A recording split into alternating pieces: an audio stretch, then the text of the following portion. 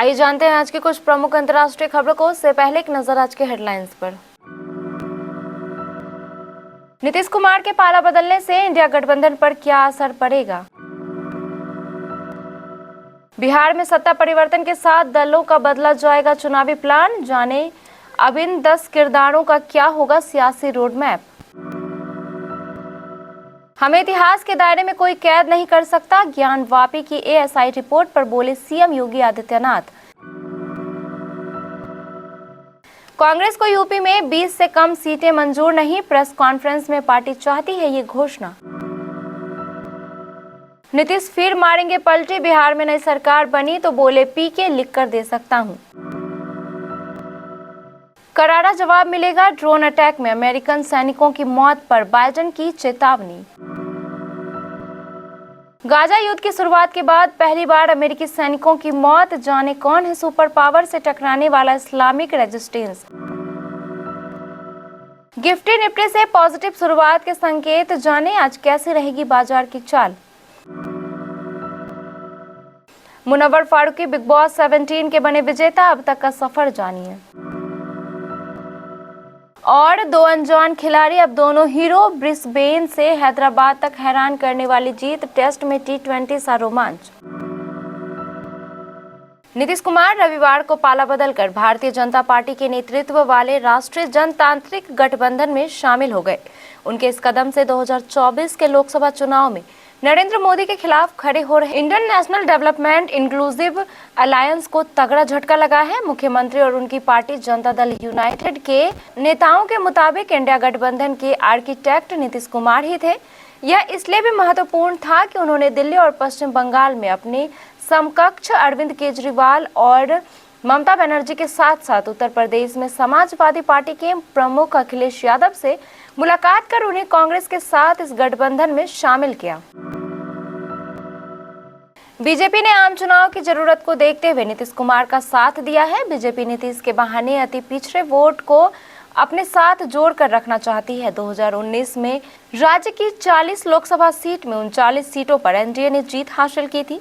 अब नीतीश के दोबारा एनडीए में आने पर बीजेपी उस प्रदर्शन को दोहराने या उससे बेहतर करने की कोशिश करेगी, लेकिन पार्टी की असली चुनौती आम चुनाव के बाद शुरू होगी। पार्टी को पता है कि नीतीश के प्रति एंटी इनकम्बेंसी को देखते हुए उनके साथ 2025 विधानसभा चुनाव में जाना आसान नहीं होगा। इसकी झलक 2020 विधानसभा चुनाव में देखने को मिल चुकी है। साथ ही इस बार साफ संकेत गया कि बिहार की राज्य इकाई नीतीश कुमार से फिर गठबंधन के पक्ष में नहीं थी। ऐसे में बीजेपी के लिए नीतीश कुमार के साथ सियासी संतुलन बनाकर रखना आसान नहीं होगा, लेकिन पार्टी की फिलहाल प्राथमिकता होगी कि अगले 3 महीने बिना किसी विवाद के सरकार चलाई जाए, ताकि लोकसभा चुनाव में किसी तरह का प्रतिकूल संदेश नहीं जाए। वाराणसी में ज्ञानवापी को लेकर बीते दिनों एएसआई की रिपोर्ट सामने आई। जीपीआर सर्वे पर एएसआई ने कहा कि यहां पर एक बड़ा भव्य हिंदू मंदिर था। रिपोर्ट में मंदिर होने के 32 से ज्यादा प्रमाण मिलने की बात कही गई है। साथ ही ये भी बात सामने आई है कि मंदिर के खंभों को थोड़ा बहुत बदलकर नए ढांचे के लिए इस्तेमाल किया गया है। अब इस मामले में सीएम योगी आदित्यनाथ खुलकर प्रतिक्रिया दी। सीएम योगी ने कहा कि अपनी परंपरा को लेकर भारतीयों को गौरव की अनुभूति होनी चाहिए। हमारी परंपरा और संस्कृति प्राचीन है, हम लोग इतिहास से परे हैं, हमको इतिहास के दायरे में कोई कैद नहीं कर सकता। हमारा इतिहास हजारों वर्षों का है।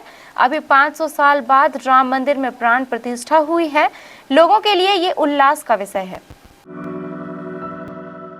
यूपी में कांग्रेस 20 से कम लोकसभा सीटों पर कोई भी समझौता मंजूर नहीं करेगी। सपा की एक तरफा घोषणा भी पार्टी नेताओं को रास नहीं आ रही है। यही वजह है कि पार्टी नेता एक स्वर में बोल रहे हैं कि गठबंधन सही दिशा में बढ़ रहा है, पर अभी सीटों पर कोई भी बातचीत फाइनल नहीं हुई है।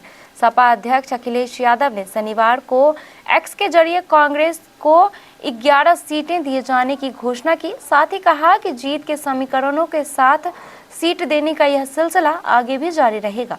कांग्रेस की राज्य कमेटी से लेकर केंद्रीय नेतृत्व तक ने ऐसे किसी जानकारी से इनकार किया। साथ ही हाईकमान ने तत्काल सभी कांग्रेस नेताओं को इस बारे में मीडिया में कोई भी तल्ख बयान न देने का निर्देश दिया। चुनावी रणनीतिकार और जनसुराज आंदोलन के संस्थापक प्रशांत किशोर ने बिहार में 9वीं बार सीएम बने नीतीश कुमार को लेकर बड़ा दावा किया है। रविवार को उन्होंने कहा, बिहार में बना जनता दल बीजेपी का गठबंधन ज्यादा दिन नहीं टिकेगा। प्रेस कॉन्फ्रेंस के दौरान पीके की यह टिप्पणी नीतीश कुमार के बीजेपी की अगुवाई वाले एनडीए में फिर शामिल होने के कुछ घंटों बाद आई। मीडिया से बात करते हुए प्रशांत किशोर ने कहा, बिहार में नवगठित गठबंधन 2025 के बिहार विधानसभा चुनाव तक नहीं चलेगा। जेडीयू और भाजपा का साथ 1 साल या उससे भी कम रहेगा। किशोर के मुताबिक वर्तमान में जिस सरकार का गठन हुआ है और जिस एनडीए का चेहरा नीतीश कुमार है, वह बिहार विधानसभा चुनाव तक अस्तित्व में नहीं रहेगा। मैं आपको यह लिखित में दे सकता हूं। यह बदलाव लोकसभा चुनाव के 6 महीने के अंदर होगा। जॉर्डन में हुए ड्रोन हमले में 3 अमेरिकी सैनिकों की मौत पर अमेरिकी राष्ट्रपति जो बाइडेन का बयान सामने आया है। बदला लेने की बात कहते हुए जो बाइडेन ने कहा कि हमला करने वालों को करारा जवाब दिया जाएगा। बाइडेन ने सीधे तौर पर इस हमले के लिए ईरान समर्थित आतंकी संगठनों को जिम्मेदार ठहराया है। अमेरिकी राष्ट्रपति ने कहा है कि जिस ड्रोन अटैक में अमेरिका के 3 बहादुर सैनिक मारे गए हैं, उसे ईरान समर्थित आतंकियों ने अंजाम दिया था। बता दें कि इजराइल और हमास के बीच जारी जंग के बाद ऐसा पहली बार हुआ है। ईस्ट में अमेरिका का कोई सैनिक मारा गया है। अपने सैनिकों की मौत पर दुख जाहिर करते हुए रविवार को अमेरिकी राष्ट्रपति जो बाइडेन ने श्रद्धांजलि दी। उन्होंने कहा कि पिछली रात हमने अपने एक बेस पर हमले में 3 बहादुर सैनिकों को खो दिया था। इस्लामिक रेजिस्टेंस ने अपने बयान में कहा कि उसके लड़ाकों ने इराक में अमेरिकी कब्जे वाली ताकतों का विरोध करने और गाजा में इजराइल के नरसंहार के जवाब में अपने प्रयासों के तहत रविवार की सुबह अमेरिकी ठिकानों पर ड्रोन हमले शुरू किए। इस्लामिक रेजिस्टेंस के लड़ाके इराक और सीरिया में सक्रिय हैं और इस गठबंधन में कई ग्रुप शामिल हैं। ऐसे यह तय करना मुश्किल हो सकता है कि अमेरिकी लक्ष्यों पर हमलों के लिए वास्तव में कौन सा संगठन जिम्मेदार है। सुबह 8 बजे गिफ्ट निफ्टी 21,630 के आसपास ट्रेड कर रहा था, जो निफ्टी 50 पर 100 अंक से अधिक के गैप अप ओपन का संकेत देता है।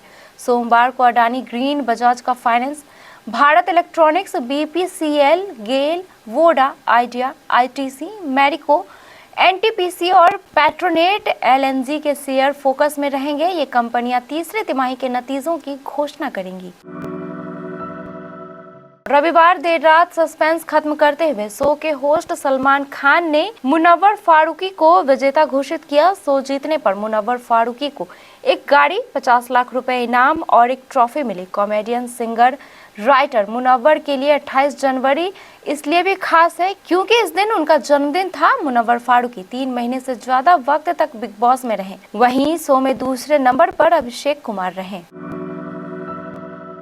हैदराबाद टेस्ट की पहली पारी में टीम इंडिया ने जब इंग्लैंड के खिलाफ 190 रन की लीड ली थी, तब ही उसी मुकाबले का विजेता तय मान लिया गया था।